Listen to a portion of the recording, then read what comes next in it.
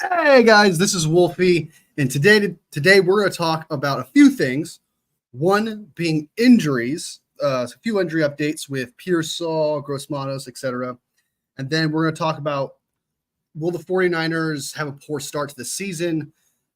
We'll see. We'll see how that goes. Oh my God. For the season, and then we're going to talk about the cut down date and some cut downs that I will probably bummed about if we cut them. And then three players that I saw were cut candidates from other teams that I think we should pick up because we are thin in depth in a few places. So these are players I have not mentioned before because I usually every live I try to find some sort of cut candidate that we can, pick up later on because we do have holes. Papa, what up, man? Welcome to the stream. Welcome to the stream. What's up, brother? It's good to see you, OG. Before we get to anything else, this episode is brought to you by Big. I'm just kidding. I'm just kidding. Anyway, the injury update that we have right now. First, let's start off with Hufanga because that's kind of like not the latest, but the longest, lingering one. He may actually go on the POP list, physically unable to perform list.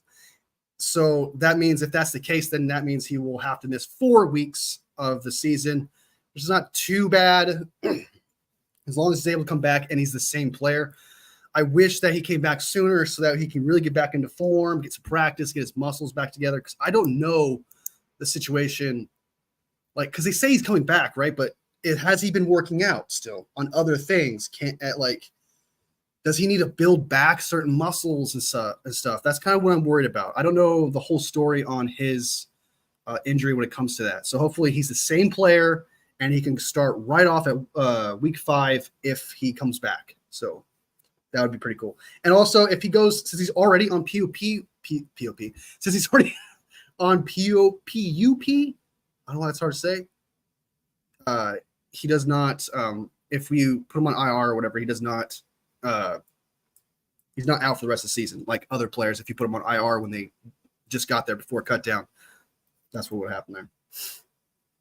Next up, the big one that everyone's just freaking out about, oh, he's a bust, is Pearsall. Apparently he should be back tomorrow, which is really great sign. My concern with it was that this injury happened before the draft, and we drafted him anyway, and it's a reoccurring injury. Because this happened already and was supposed to heal, and suddenly it happens after a simple block, that is concerning. Yes, he is coming back, but if it's come back before and no surgery was done, it's possible it can come back again. So hopefully he actually got the rest he needed, and hopefully it actually healed correctly, and that him coming back tomorrow isn't just some rushed thing just because other people are pressuring the 49ers. You drafted this guy first round, so he needs to play. I hope that's not the case. I hope that they just take the criticism on the chin and do what's best for Pearsall and the team. All right. If he turns out to be good and great, then guess what? You could tell everyone else to shut the fuck up. So I hope they're not rushing him back for the sake of that reason. But great news on Pearsall. If he's truly healthy, then guess what? Everything everyone said and sold him, oh, he's a boss, blah, blah, blah, blah, blah. It's too soon. It's way too soon to be saying shit like that. Next up, we got D. Winters. He had an ankle injury, and he'll have the MRI tomorrow. Check that out. Hopefully that's not serious. That was from David Lombardi. That was a little tidbit I got from him telling his video. So nothing to worry about, nothing freaking out about. Kyle Shanahan didn't freak out when he told David. So that's a good sign.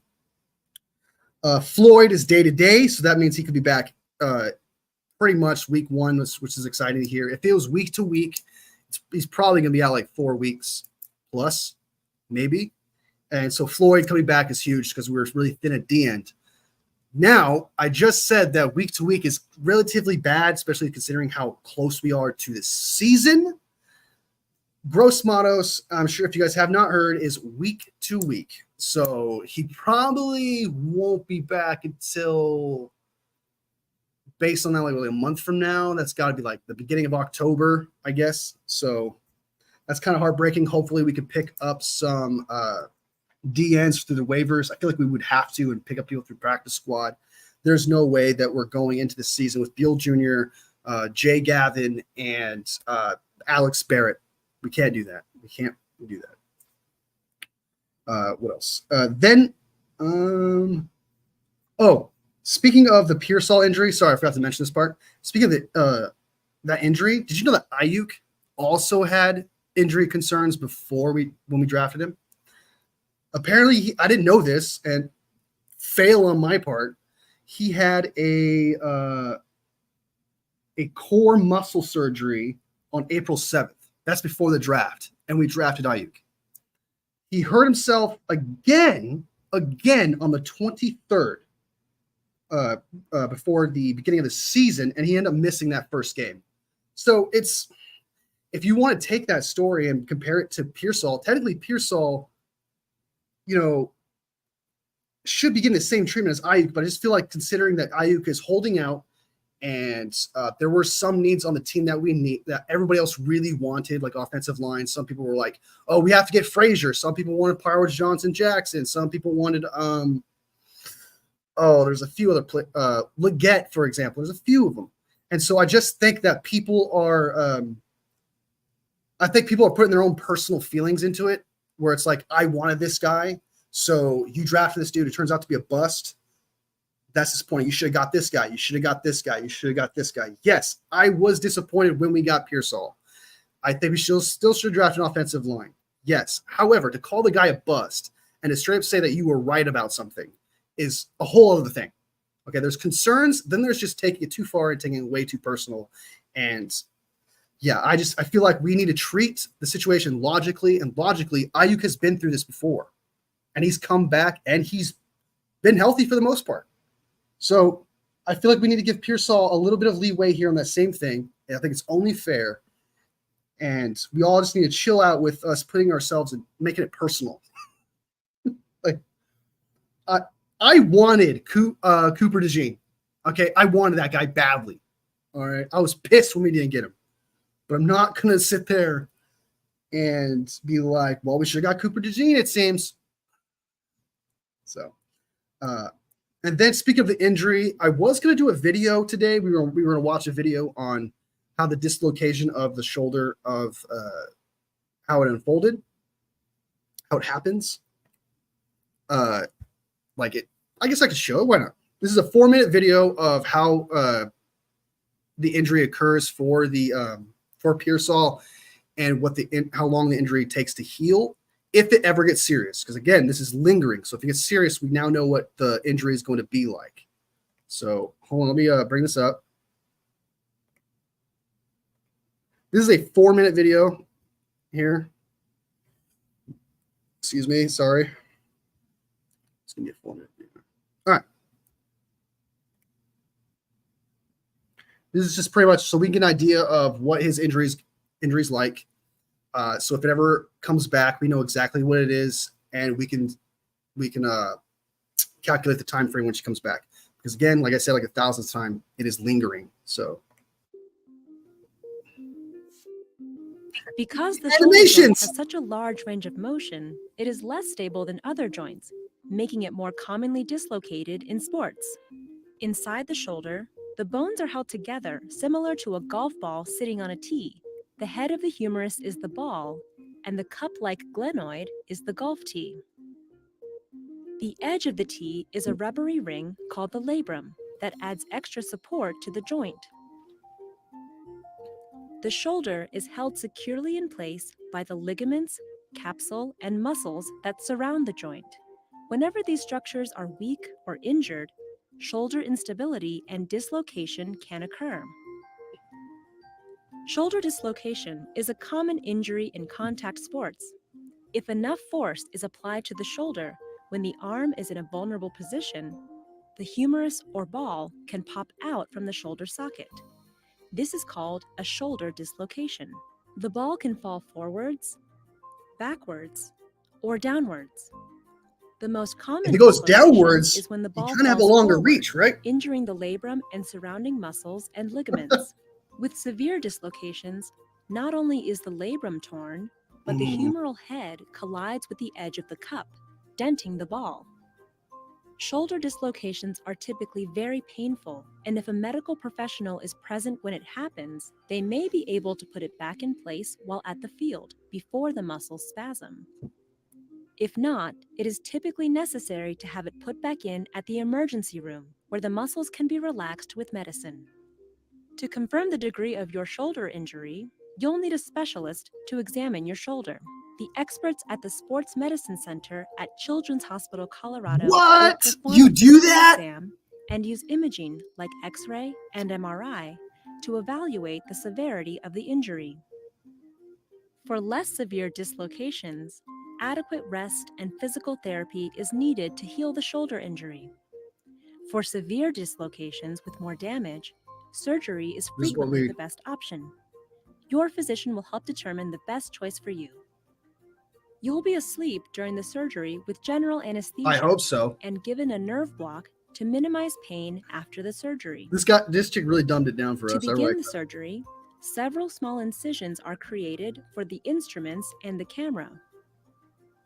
Once inside, the surgeon will examine your shoulder for any damage and address it as needed. You're gonna have a camera hole in The your torn body? labrum is That's cool. freed from the edge of the bone where it is trying to heal in a poor position. The bone is prepared. Sutures are placed around the labrum and through the capsule. Holes are created. The sutures are pulled through the anchors. Then the labrum is pulled into the correct position and held in place with the anchors. I'm sorry, I'm not trusting that. I know you got the surgery and it's supposed to be like, it's supposed to really stick, but this little animation here makes it seem like they just took some sewing. You're good to If the go. dent in the ball is too large, the surgeon may fill it with local tissue. An anchor is placed in the ball, and the local tissue is pulled tight into the dent. The surgeon will test to make sure your shoulder is stable before the surgery is finished. After surgery, you will be in an arm brace that always stays on except during physical therapy and bathing. 2 weeks later, you will begin 2 weeks. physical therapy. Okay. After about 6 weeks, you can remove the brace. On average, our athletes return to non-contact sports after 5 to 6 months. Non-contact is 5 to 6 months. He's missing the whole season. For contact sports, it is typically 6 to 9 months, depending on your surgeon's discretion. Is football contact? All right, so if he gets surgery, we could definitely count him out if it reoccurs. So that's pretty much everything on that situation. There's also a doctor who's also I saw on Larry Kruger who wanted to get some an input as well that I would like to show you guys too. And to anyone who just sees this and just joins the stream, I know the Pearsall injury. I know he's coming back tomorrow. However, it's lingering. It's coming back. So I'd like to know if it ever becomes serious, what are the steps that they're going to take and how long does it take to heal? So, because it's not like this injury is where it's permanent and it's long-term, as in what everyone else is freaking out about. It doesn't seem like that. And all the research that I've done on this injury, I don't think I've seen anyone say this long-term for the rest of your life. So I think we could put that part to rest. So here's one last video on the injury from Dr. Pandya. That's a cool name. It's Dr. Pandya. A lot of 49ers fans found out last night that Ricky Pearsall has been out of training camp and preseason games due to a shoulder subluxation. Here's a quick breakdown of what this actually means. Now, the shoulder joint is a ball and socket joint. You've got your ball, which is the humerus, and the socket, which is the glenoid. Now, if the arm is impacted in a certain way, is placed in an extreme position, or you're born with a looser joint, that shoulder joint can basically sublux or dislocate. Now, what's the difference? A shoulder subluxation is when the ball partially comes out of the socket, whereas in a dislocation, that ball completely comes out of the socket. Typically, dislocations have a higher degree of energy that causes the injury to occur. Now, in general, one of the things you get worried about, regardless of whether it's a full dislocation or a subluxation, is whether there's damage to the cartilage around the shoulder joint that helps to keep it in place, which is the labrum, as well as to the capsule, which is the covering of the joint, and the ligaments. In addition, you can worry about injury to the cartilage as well as the bone and sometimes the muscles around the shoulder joint. Now, the good news is that typically with the shoulder subluxation, sometimes there may not be damage to these structures or the structures can be minimally damaged.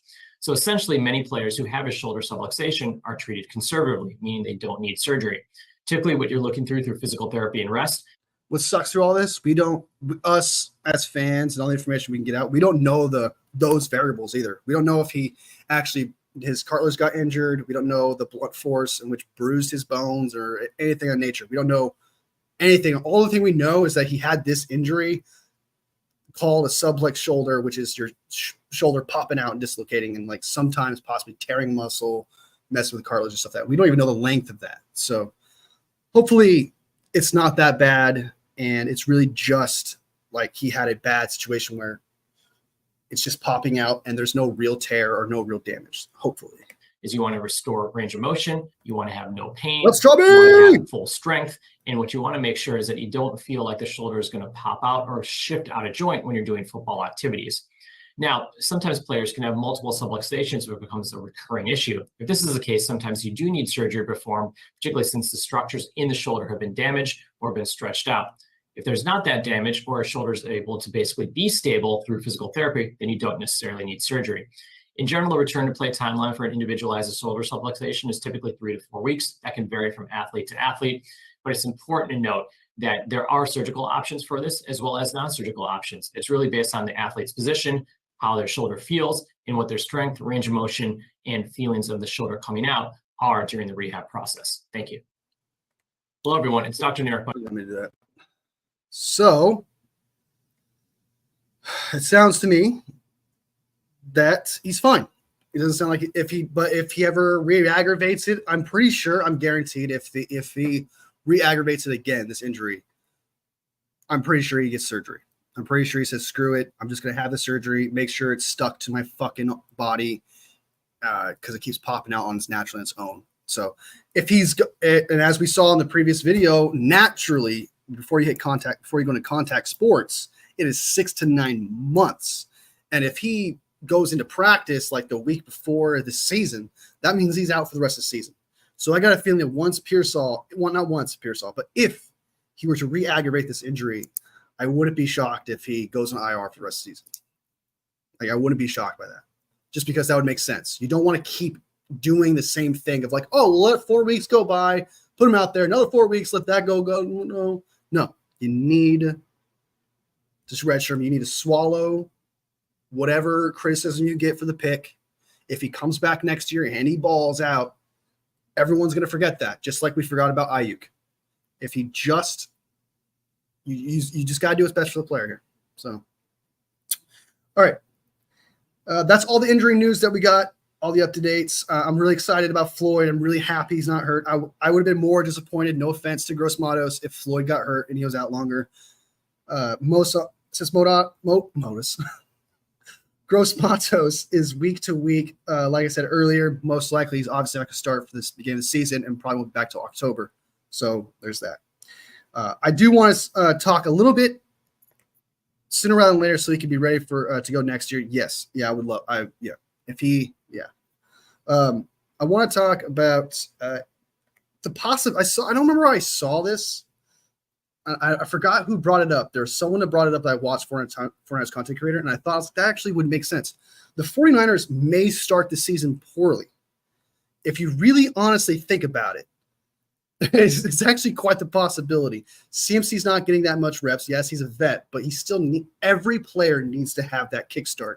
It's almost as if a lot of players are kind of doing the Nick Bosa thing, where they don't get any reps or practice, nothing like that, and they just show up. And we all saw how Nick Bosa was when he fucking played. So there's actually a possibility. Banks, he got some reps, but he still got hurt, and he still needs to – yeah, there's a few concerns that I have with those injuries. Also, holdouts with Trent and Ayuk.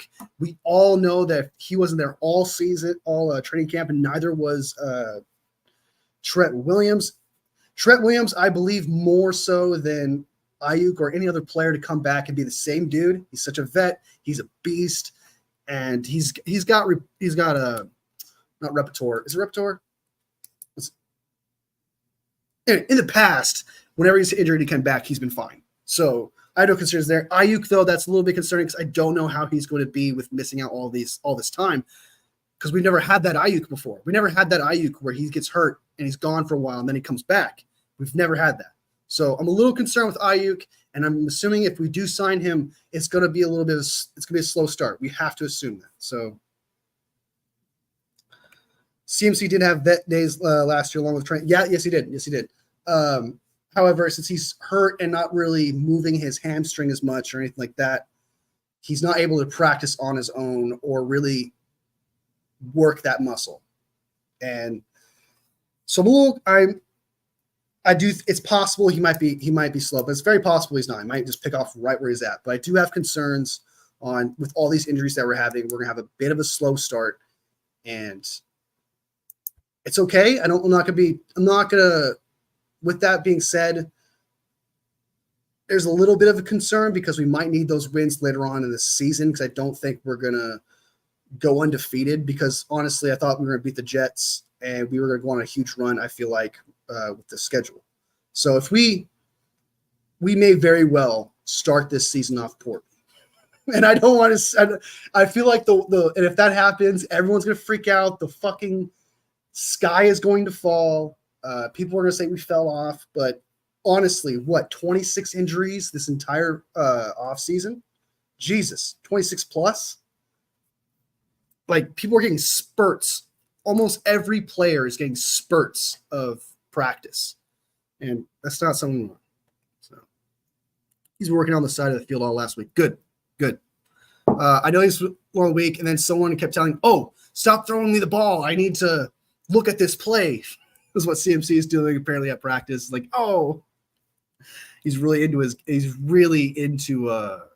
making sure he knows the game plan and everything else coming in. So that's pretty cool. I like that. But I agree, he needs to get back in practice. Yeah. Also replacing a preseason game last year along with Trent.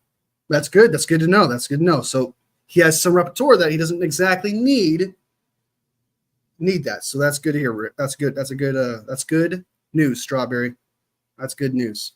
So that's a little reassuring. But that's all I really want to say. I don't want to talk about too much. I just kind of, as a quick tidbit, I just kind of thought there is this possibility just based on so many inconsistencies in practice, training camp, and the preseason. So not to mention our depth at the D line. We're not going to get probably not going to get Gross Modest until October. And if that's the case, whoever we pick up in waiver wire, he's not going to be great. We would be lucky if a DN that we pick up from the waiver wire actually performs as good and can replace Gross Matos on some level. We would be lucky. So we're in a pretty shitty place when it comes to the D end. D tackle, not so much, but our pass rush probably won't be that good. So,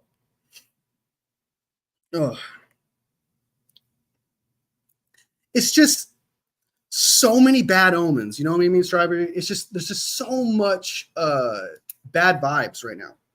Glad we're getting it out of the way now. I'm glad that the injuries are happening now so we can address them now. It'd be a lot worse. If all this happened during the season, Jesus Christ, it'd be 2020 all over again. This actually might be worse than 2020. So, 2020 was pretty fucking bad. So, if we get all the injuries out of the way now, everyone building their calluses, everyone becomes stronger now, and they come back better. Because, what are the chances of you constantly getting hurt throughout the year, right? So, injury is almost sometimes a luck factor. And I just feel like if we got all injuries now, then players coming in to the season, there's a less chance of them getting hurt maybe. So, hold on. I hope somebody releases a good D end out there. I actually got a couple that want. I'm not saying they're good, but they had potential coming in the draft. They were first round picks. I had, and then a tight end I want to pick up too. I think it's pretty good. You think Sam Darnold beating us week 2? I said a bad start. Okay, I said a bad start. I didn't say we're gonna lose to Sam Darnold. But yeah, it's possible to lose to the Vikings because we thought we were going to lose. We were going to beat the Browns. We were going to beat the Vikings. So there's definitely a possibility, especially if we are missing depth and our team hasn't adjusted itself. So there's a possibility. Yeah, I do think our chances are higher than you would before all these injuries.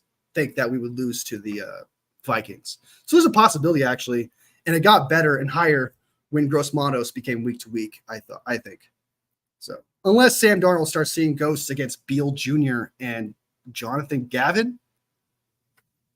So unless that happens. So. Is he supposed to be next Steve Young? I see what you did there. That's a throwback comment right there. Me too, Papa. Lynch has also makes good trades. Yeah, I like Lynch. I think he's a pretty good GM. I mean, we've had Trent Baalke, so I know what it's like to have a shitty GM. Mid-season trades, that is. Yeah, if we can make it to the mid-season and then make all the trades we need, usually we do make a trade of some kind, especially if we had poor depth at the end. I got a feeling we would address that. That's where we really address our weaknesses is in trade deadline. However, except for O-line. We don't give a fuck about O-line at any point in the season. Off season, during the season, doesn't matter. Just doesn't give a shit. So let me take this guy off the screen real quick. So that's what I have to say about that. Before we do that, let's check on Ayuk. Let's see what Ayuk's doing. See if there's any there's any news on Ayuk. Type in Ayuk. Discusses lights of unknown. Anything on Twitter? No. Nope. Nothing there. Trent Williams, what you got for me, buddy?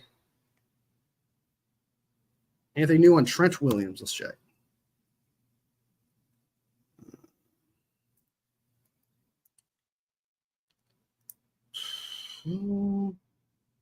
Trent Williams reports before Tuesday.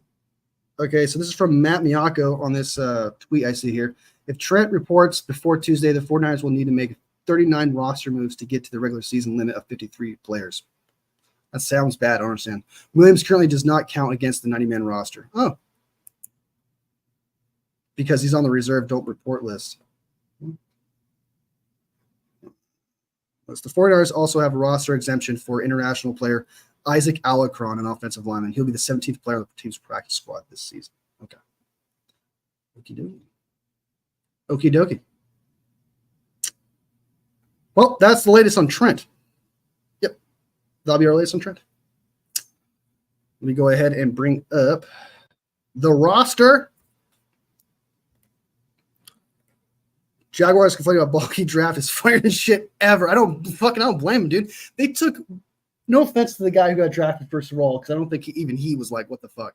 Walker, what's his name? The first round draft pick on let me check. Hold on. Trey Walker? No, it's not Trey Walker. That's who we got on the team right now. Jags Walker. Trayvon Walker. There you go. Drafted him first overall over Hayden Hutchinson is crazy to me, dude. Just being different for the sake of being different is fucking dumb. And that is exactly what I feel like they did in that trade. Let's do something super creative with their first overall pick. I think this guy might be a steal. You know what I mean? Fucking Trent. Like, he was, oh, dude. I'm not even a Jags fan, and I'm a little upset that they did that, dude. That is crazy. That's fucking nuts to me. All right. So, yeah, it's Trayvon Walker. 49ers didn't do too bad on picking up good low-line players this offseason, though. They didn't do too bad on no. They got Pooney, who's a steal so far in the draft. This draft class, I have said 1,000 times, this might be the best draft class we've ever had. And Kyle Shanahan's era for sure. If Kingston can be good, that would be dope. However, we still don't have a tackle.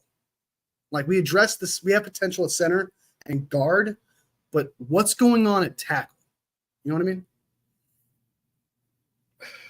What's going on in tackle? Look at his best Balky impression. Makes me laugh. Oh, I think we should draft this guy, and I really truly believe in Trayvon Walker. He is our man. Aiden Hutchinson, who the fuck is that? Fuck that white piece of shit. I want Trayvon Walker. That guy's a beast. Was that good? Was that good? Was that a good one? That dude, I hated hearing that dude talk. I absolutely hated hearing Trent Baalke talk. I fucking hate it. It's so annoying. Why would I draft a guy who got 15 plus sacks in college when I can draft a guy who got 0 sacks? See what I mean? See what I mean? See what I mean? The potential there. The potential. Agree if Nugent and Casey can develop. Interior is good. Just need to focus on tackle next year. Yes, definitely. That is trade up, do what you gotta do. I don't give a shit, dude. I don't give a shit. Need to go heavy on the trenches next year, both sides. Yes, we're set. Theoretically, let's go through this roster real quick and think about that, because it's true. You're right. Because Mustafa sets even if Hufanga doesn't come back, Mustafa is, based on his potential we don't need to draft that. We don't even worry about that. With Hufanga and all that, that's not a priority. A corner is definitely, without a doubt, not a priority. We got Yadam, Lenore, Luter, Rocketson, and Green. And if we end up losing Ward next year, I still think we're good. I don't think it's something we need to address too much. Something if we were to do in the off season, something of that nature, like pick up some guy in free agency. Linebacker, we're set. Fred Warner, Greenlaw is going to come back. We're keeping him for sure. Graham, Winters, Fowles, Robinson's, we're set. Running back, we got Mason, who would keep if he's a baller. Guarendo's the rookie guy we got. Brock Purdy, Tanner Mordecai, if he could stick around. Wide receiver, we're packed on that, especially if we end up keeping IU. We don't have to worry about it.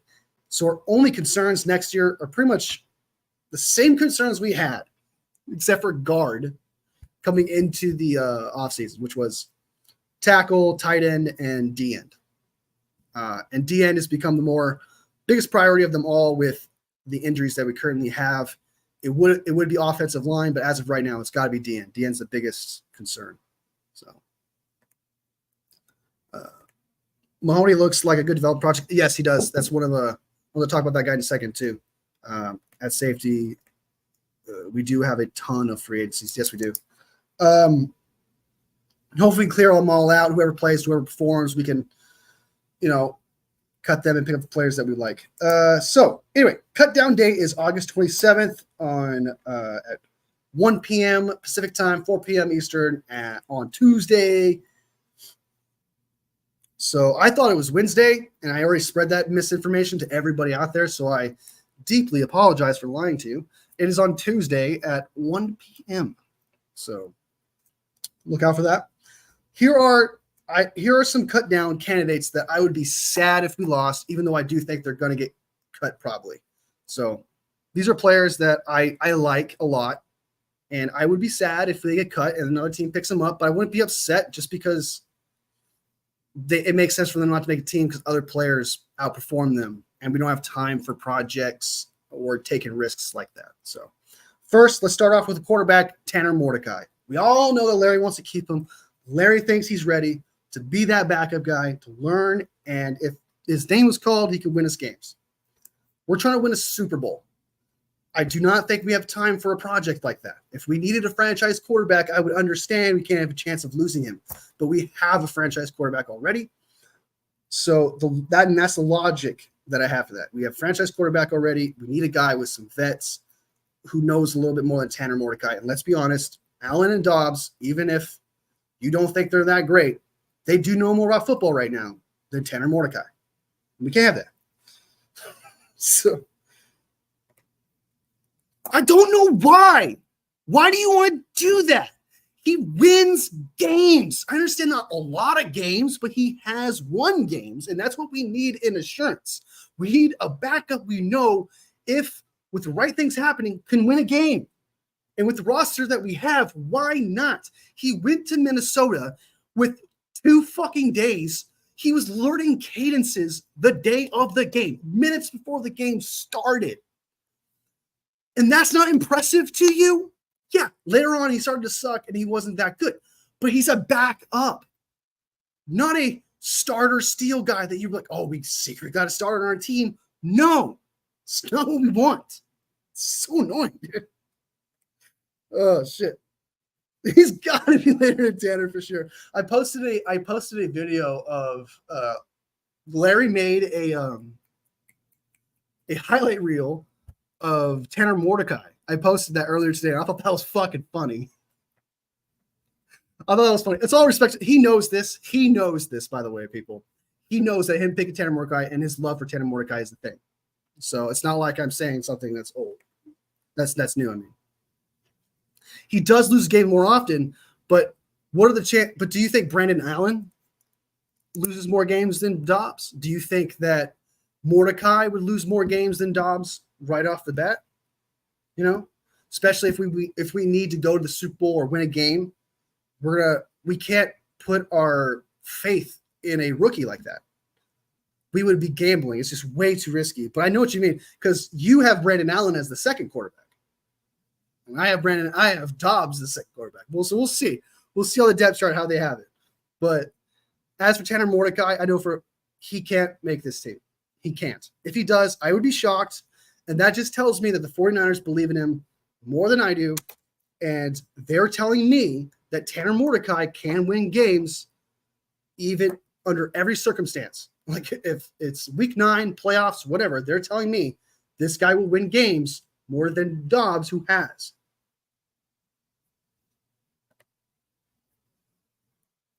I don't know about that, man. Allen can lose you games too. Allen can lose you games too, brother. All backup quarterbacks can do that. All backup quarterbacks will not have. If backup quarterbacks have a positive record in winning when they've played, that would be rare, and that guy would be starting. So we have to put in a perspective of their wins. So yeah, they do lose games, but they're backups. He's more boring and safe as an option.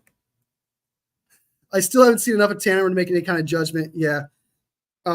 Same here in the sense of like who he is as a player. And that's the reason why is because he's a rookie and you don't know enough about this guy too. So that's one of my sad ones. And again, I would like to keep him because I love the idea of being an undrafted quarterback with the arm that he has and he performs. I actually love the guy, not love the guy as much as Larry.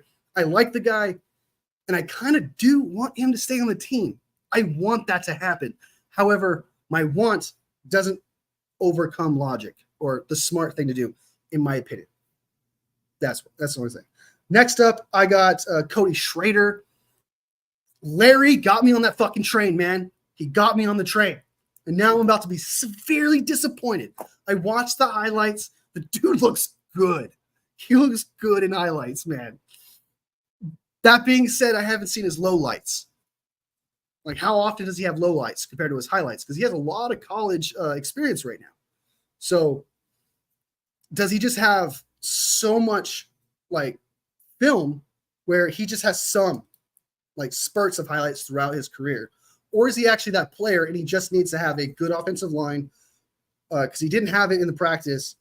And if he can have good offensive line, he might actually be that player. But from what I saw, he did not look like that guy. I think Garendo looked better. Mason looked like a fucking stud. I don't want to get off topic here.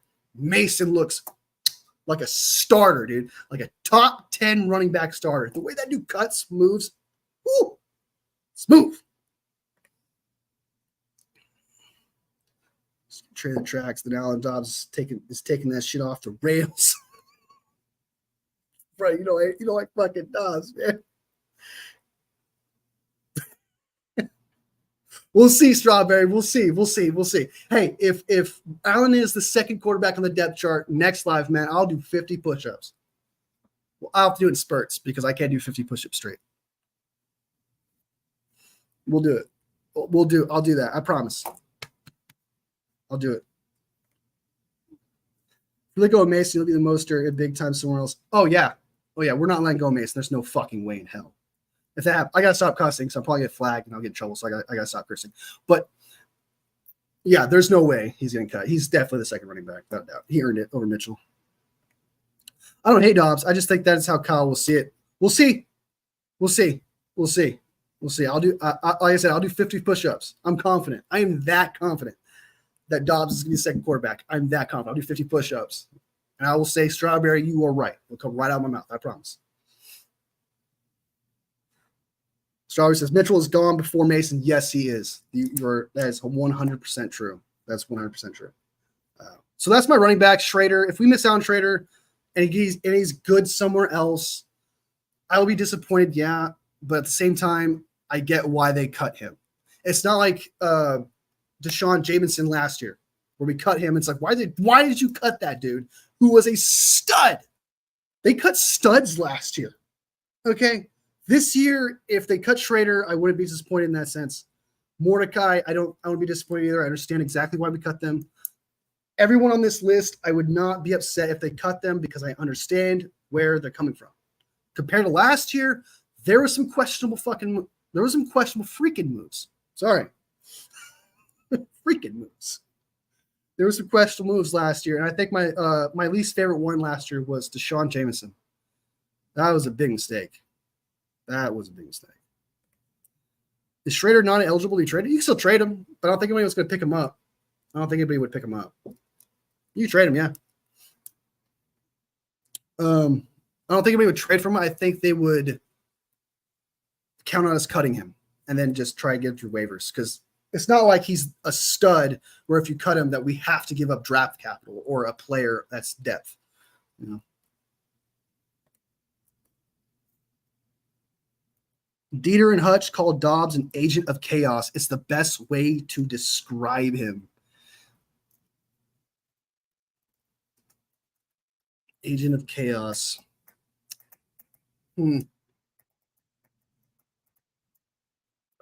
Yeah.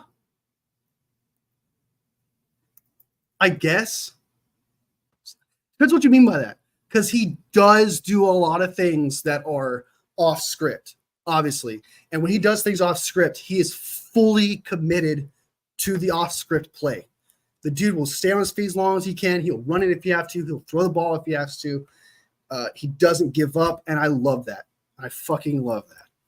Agent of chaos in the sense that, yeah, he could lose games dramatically, like 5 interceptions, I think. I can't remember what game it was. But I don't know. I think a lot of people are just a little too hard on Dobbs, man. He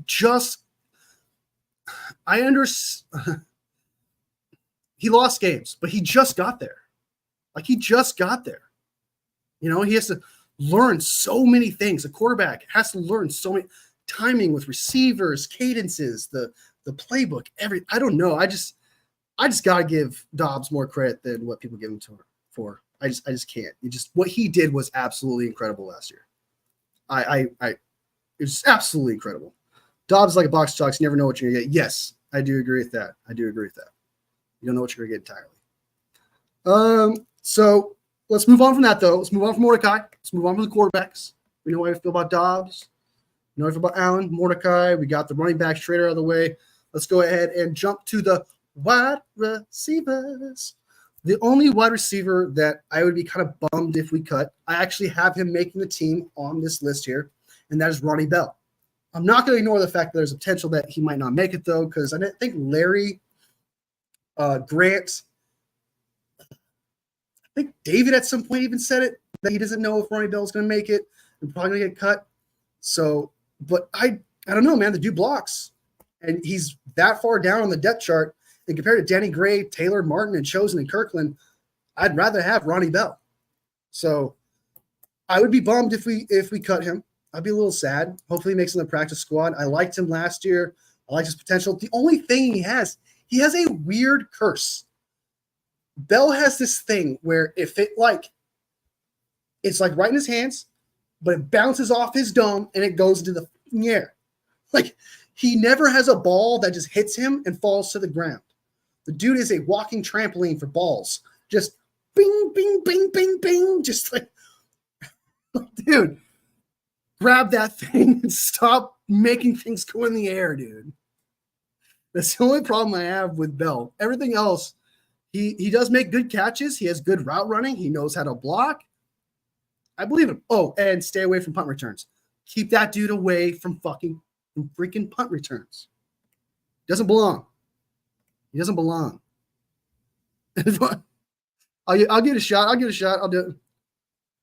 Dobbs. Dobbs is like a box of chocolates. No, that was terrible. That was fucking. Oh, that was bad. Shameful. That was shameful. I can do an Arnold Schwarzenegger accent, though. Dobbs is like a box of chocolates. Duh. You never know what you're going to get. Oh, I fucked up the end there. I kind of screeched it a little too hard. I almost fucked my voice. 6 wide receivers: Debo, Ayuk, Jennings, Pearsall, Cowing, and Conley. Did I have Conley on here? Oh, yeah, that's right. Pearsall is hurt right now, so we know what's going on. Well, I guess I should put him back here because Pearsall is coming back, right? So I guess I can move him. Where Bell's at, right? And make him green. If he's coming back tomorrow, hopefully we're not rushing him. I can put him there. And then, oh, that sucks. That sucks. Yeah, he's probably going to cut. Oh, that hurt. You, Bell. No. That's what that felt like.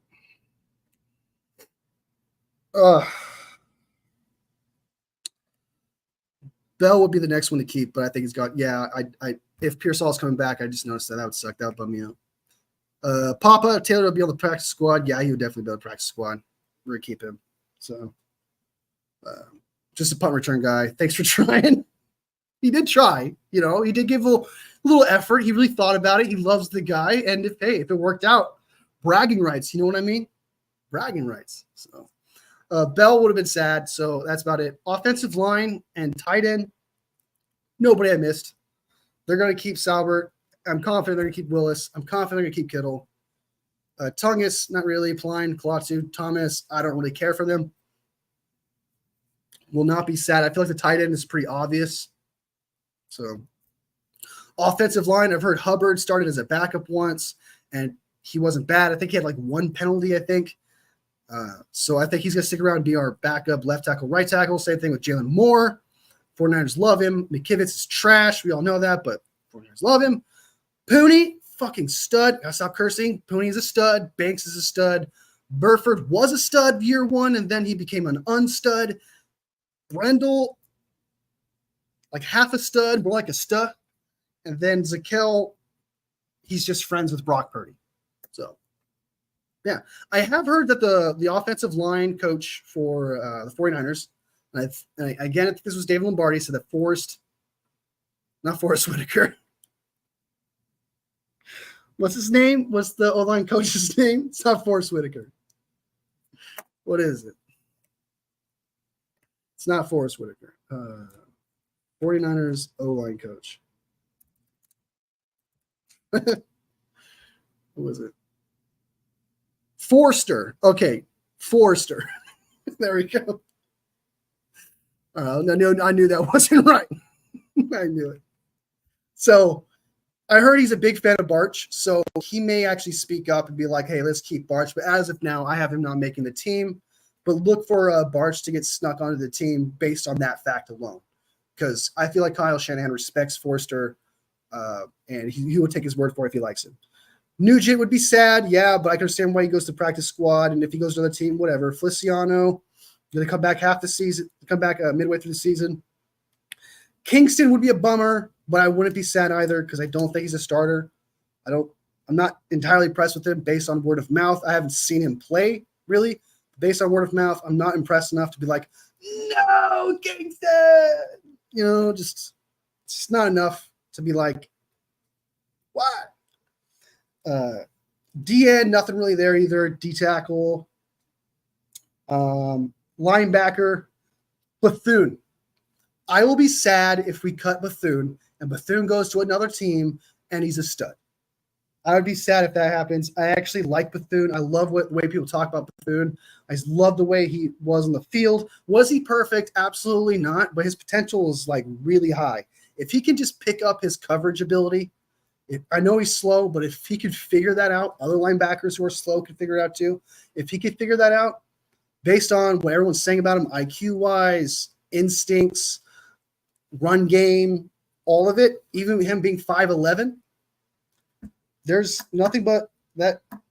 I love Bethune. I think he's got a high ceiling. If they cut fouls for Bethune, I'll be happy. I don't see them cutting Curtis Robinson for Bethune, but yeah, I'll be a little sad if we miss out on Bethune.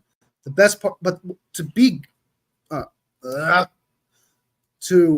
the bright side, to put it on the bright side, we have a really good problem at linebacker.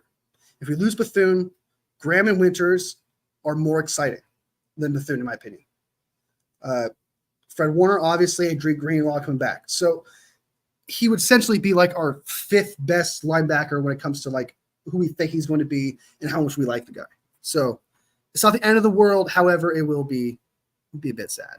So corner. Do I have a corner on here? I do not. All corners are set.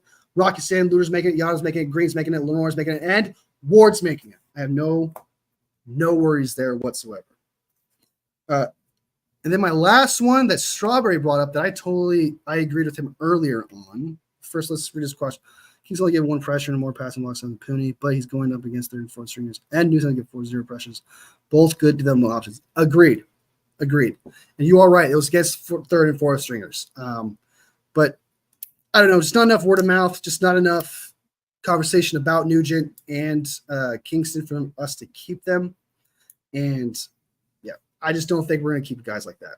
So, and I'm not going to sit here and pretend like I watched all 22 and looked at all this staff. So I'm not going to lie to you guys like that. When it comes to the offensive lineman, you got to go what's based on what you see in the game and from the word of mouth. And from what I hear, we're willing to put him on the practice squad and hopefully they get through waivers. If we miss out on them, that'll be sad. That'll suck. However, they are development players, so they may or may not even be able to help us win a Super Bowl this year. So it's not the end of the world if we lose them. So Nugent Kings have also been blocking really well. They've been playing together for more than the summer. They have a shit ton of experience. They have a lot of experience. Nugent, 5 years? Kingston, same thing, 5 years. They played a long time. They're older guys. So they probably got in and out. And maybe if all these players work out, if we somehow keep Nugent and Kingston and they become starters, I could see the 49ers drafting 24-year-olds more often. So I truly could see that. Because they might have found something there. Like experience is that important. It's that important. So then the last one that I want to get to is Mahoney. Hopefully we don't miss out on him, but I think that Trey Walker III is going to take that spot.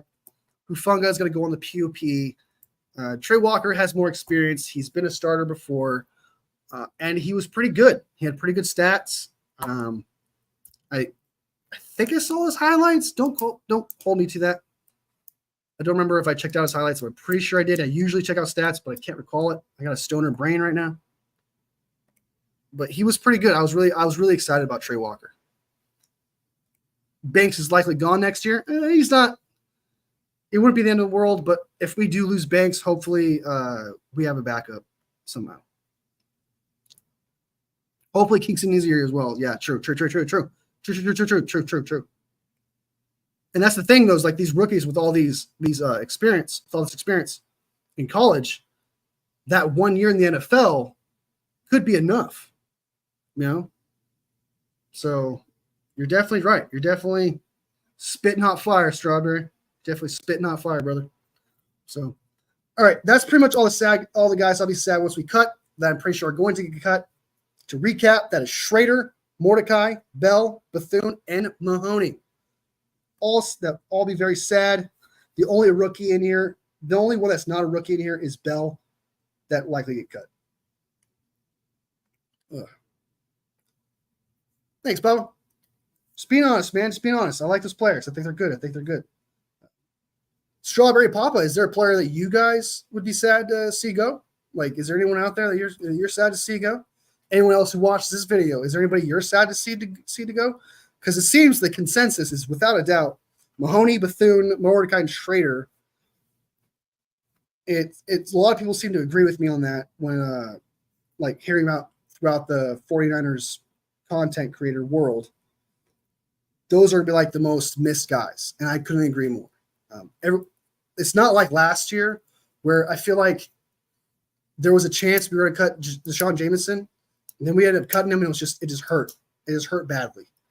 And I'm just glad that this year there's nothing like that's going to cut us that hard. It's not gonna be that much of a cut. It's not gonna hurt that much. The only thing I hope I'm wrong about, and this might be weird to say, because it's kind of what Strawberry to say about Kingston and Nugent. I do want to keep Nugent and Kingston. I like them. However, that could just be my own bias because we drafted them and I like them. You know, and I just logically speaking, I just didn't think I had enough to justify being like, hey, let's keep him on the squad. Graham, if he is the linebacker cut, I would be so upset. I'd be so upset. I think the Levi Stadium will get burned down. And you already know that Trent Baalke out there is going, I'll take him. That guy was a stud. I'll poach that fucker. So I hear you. I'd be upset if they cut Graham. Who would you be more upset if they cut? D. Winters or Graham if they did it? If they did. Obviously, I don't think they would. But I'd probably be more upset if they cut Graham over Winters. If I had to pick the two, one of the two. Yeah. Dobbs and Allen have their chance, and they're okay. But if there's a chance we could Bill or Mordecai, he turns out to be better than both, then I would hate to see him leave. Yep. Definitely. Mordecai would be sad. That would be sad. Because he is a fan favorite, and I think everyone likes Mordecai for the most part, fan-wise, you know. So, yeah, that would be sad to see. But so we got Mordecai and Graham. Hopefully that doesn't happen, guys. Hope that doesn't happen. All right. Now, here's a couple players before we get out of here. There's 3 players I saw that were cut candidates recently that I think that we may need to take a flyer on just in case they're good. First, let's start off with D-end Peyton Turner. He was a first-round draft pick by the Saints in 2022. Apparently, he's been riddled with injuries. Yeah, we shouldn't pick a guy with injuries, but it's a chance thing. I don't know if he got cut recently, actually. I think I saw his name pop up once, and I could be wrong. But if we can get him, give him a shot, he might be good. We need the help at DN. Why not? Tight end Mo Ali Cox. According to the article, he is a solid blocker and a solid pass catcher, which reminds me of Salbert, whatever the dude's name is. Kind of reminds me how they describe Salbert. So if we can get 2 of that guy on our team, I think I would like that. So keep an eye out for tight end Mo Ali Cox. I'd be kind of happy to see him. Apparently, he's on the roster bubble behind a few tight ends right now. And then last but not least, I'm sure you guys all have heard this one. That is Tyree Wilson from the Raiders. Apparently, the fans are just fed up with this dude. They're done with him. Apparently, he's just falling over on his ass left and right. Apparently, he's not good whatsoever. Classic Raiders to draft a guy and him being complete shit.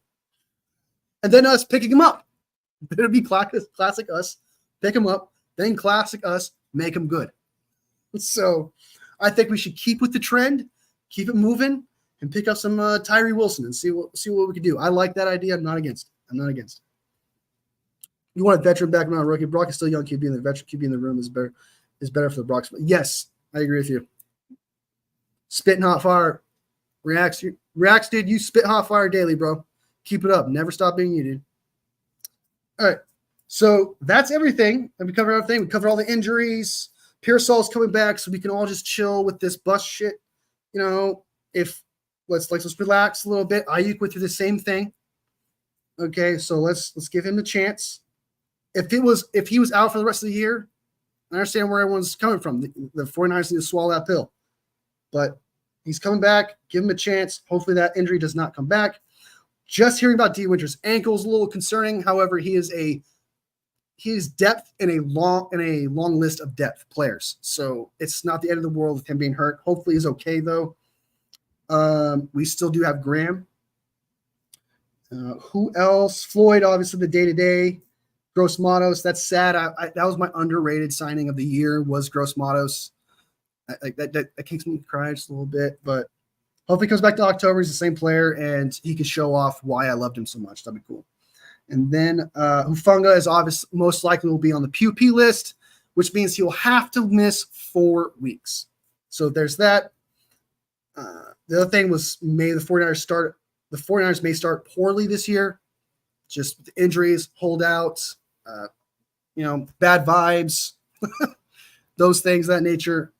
They could definitely start the season poorly. I hope they don't. I hope they beat the Jets. Anyone who knows me on this channel knows I would love to destroy the Jets. I hate Aaron Rodgers, dude. Aaron Rodgers, man, just gets under my skin. And then last thing, my sad players to lose are Schrader, Mordecai, Bell, Bethune, and Mahoney. And just so you know, the cut down date will be August 27th, Tuesday, 4 p.m. Eastern time, 1 p.m. Pacific time. So keep an eye on that. We may see cuts throughout the day on Monday, maybe see a couple here and there. And then Tuesday, that's when we're really going to see it, obviously, at 1 p.m. But I do remember last year, the cut down, the 49ers didn't report their cut down until like way late, but they didn't get penalized for it. It was weird. It was way past 1, and we were still waiting for the list. Hopefully that doesn't happen again, because that was stressful as shit. I did not like that at all. I was like, no, we're going to lose a draft pick. So, all right, guys, that's everything. Thank you so much, Strawberry. You're a dope, dude. I appreciate your brother, your OG. Same thing, Papa J. OG, you're always there, man. You're dope. Everyone else who came in here said hi, or checked out the channel. Hope you liked it. Hope you subbed. If you like the video, all love, fam. I'll see you next video. Come on, man. See you next video.